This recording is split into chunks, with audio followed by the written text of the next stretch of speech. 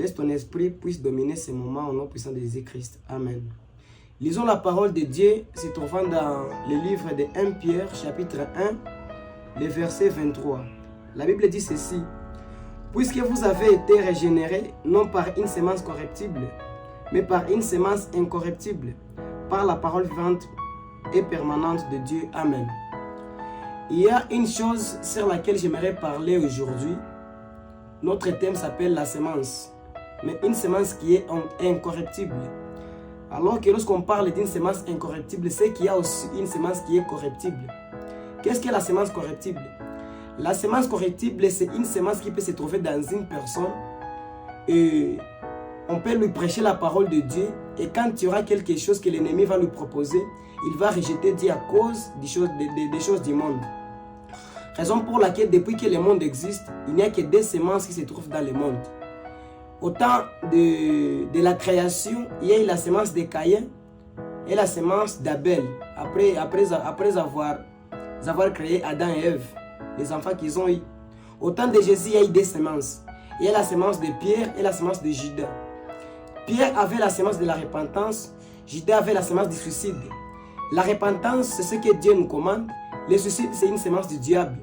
Raison pour laquelle Jésus dit dans Luc 13, 3, si vous ne vous repentez pas, vous paierez tous également. C'est ce que Pierre a fait avant que même l'écriture puisse être écrite, voulais-je dire. Maintenant, qu'est-ce que nous voulons apprendre aujourd'hui sur ces deux semences?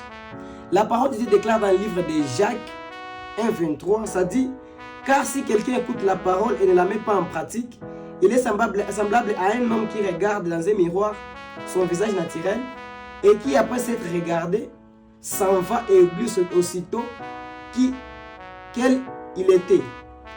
Tu sais, quand nous écoutons la parole à l'église, la parole a pour rôle de nous rectifier, la parole a pour objectif de nous changer. La parole peut te trouver, tu as une semence en toi qui n'appartient pas à Dieu. Mais quand la parole vient, si ça ne brise pas cela, c'est qu'il te faut une délivrance. Et la délivrance qu'il te faut, c'est Jésus-Christ lui-même qui est la parole. Si tu reçois Jésus-Christ, si tu reçois la parole, et tu gardes cette parole, et que cette parole commence à produire des fruits, c'est que Jésus t'a gagné. Mais si tu continues à écouter la parole et que la parole ne te change pas, c'est que c'est le diable qui continue à régner en toi. Mais aujourd'hui, je t'appelle à renoncer aux semences du diable et de prendre la semence de Dieu qui est sa parole pour que tu puisses produire les fruits dignes de la repentance. Les fruits dignes de la repentance, ce sont des fruits qui se trouvent dans le livre de Galates 5. Si tu lis tous les versets, tu peux trouver les fruits de la chair et les fruits de l'esprit. Il y a une parole que j'ai écrite aujourd'hui qui dit quoi?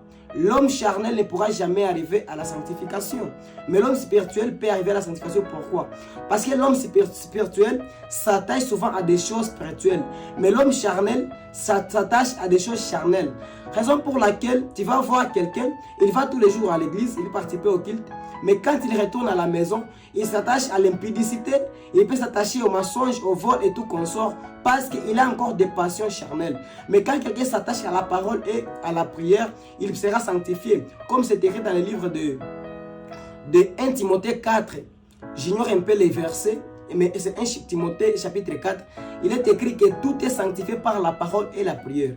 C'est que je te demande aujourd'hui d'être attaché à la parole et à la prière pour parvenir à la sanctification. Que Dieu nous bénisse. Amen.